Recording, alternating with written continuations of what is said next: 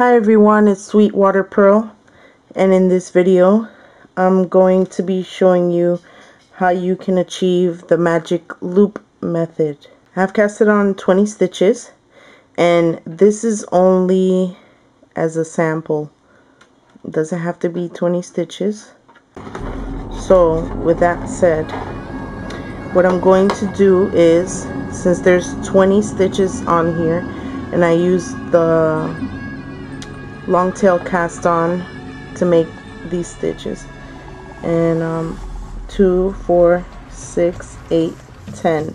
Since there's 20, what I'm going to do is I'm going to split the 20, put 10 on one side and 10 on the other side.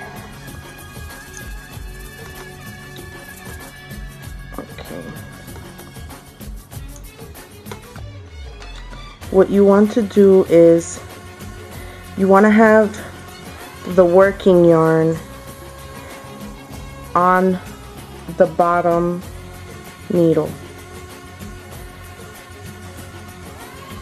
so that way, and the tail also, that way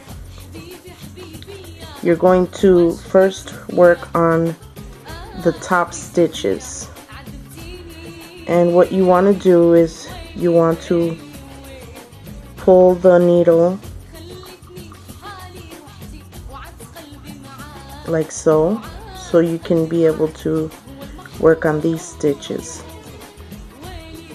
Now the first 2 stitches, well, first and foremost, what you want to do is you want to make sure that all the stitches are facing in one direction.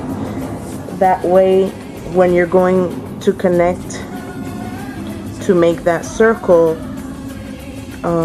you won't have any twisted stitches. Okay, so the working yarn is on the bottom stitches, and what you want to do is the first 2 stitches I like to knit them really tight.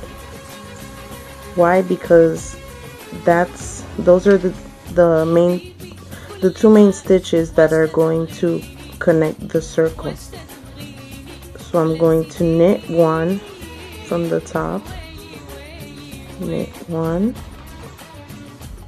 After I knit that one, I'm going to tighten it as much as possible, because you don't want at the end you want the circle to look like it's united. You don't want there to be any type of separation, so you want to tie it as tight as possible.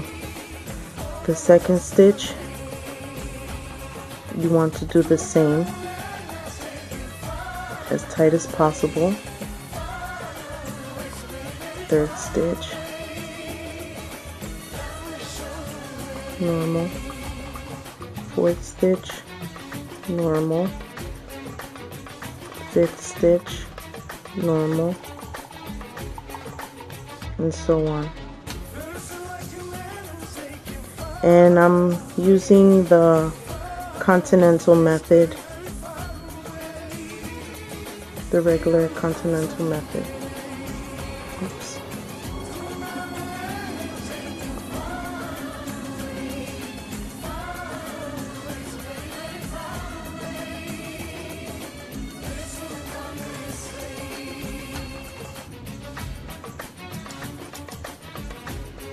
And the last stitch, knit it as well.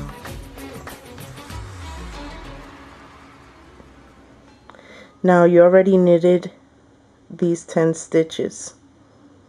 What you want to do is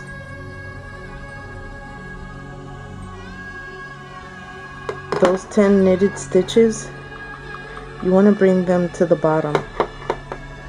Why? Because now the working yarn is on the bottom. You remember it was on the, when I was working on these stitches, the working yarn was on the bottom. So now you want the same effect, and you want to push these back, these stitches, and the stitches you didn't work on, you want to pull them forward so you can work on these stitches. Now you want to pull this needle out, but you don't want to pull it all the way, because if you pull it all the way, then all the stitches will unite together. And I will show you after I knit these other 10 stitches. I'm going to show you how the end result would be. You will see that it is a united circle. Now this one, the first one, I'm tightening it as much as I can. The second one, I want to do the same exact thing, tighten it as much as I can.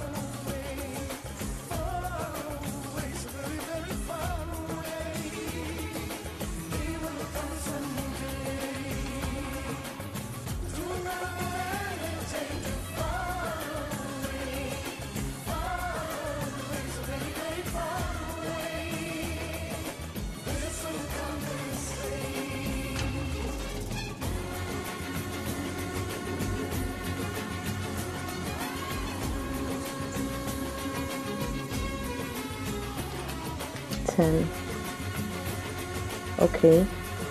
I'm going to do another row on each side, and I'll be right back. Okay, I have finished the second row, and now what I'm going to do is I'm going to take off the stitches off both needles. And when you tighten up the first 2 stitches, you don't want to tighten them so much, because what happened was I tightened it so much that it was hard for me to pass it from here onto here. As you can see, it's more it gets smaller, the needle on this side. Okay, so I'm going to take it off both needles.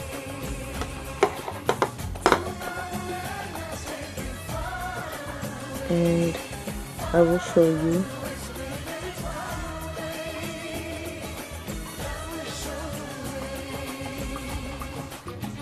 You can see that there is no separation here where I said to tighten it, and here also there's no separation, so you can see it's not perfect, but it's a circle that doesn't have separation. You always want to tighten up the first 2 stitches so that the connection, it doesn't look like there's 2 separate parts.